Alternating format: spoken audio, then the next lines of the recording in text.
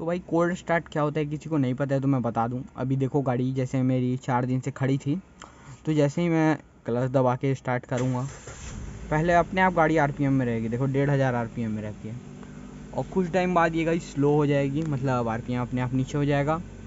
क्योंकि बहुत ज़रूरी है इस इंजन को कम अपने पूरा गर्म होना ज़रूरी भी है। इंजन उसको भी वर्क करना है अच्छे से, तो गर्म होता ही है गाइस। तो यही होता है कोल्ड स्टार्ट। देखो मैं रेस नहीं दिया हूँ, चप्पल है ये, रेस नहीं दिया हूँ, और आप देख सकते हो कि 1500 आरपीएम में पहले से ही है, वरना आरपीएम यहाँ रहता है 1000 तक। चलो ठीक है गाइस, नेक्स्ट वीडियो में मिलते हैं।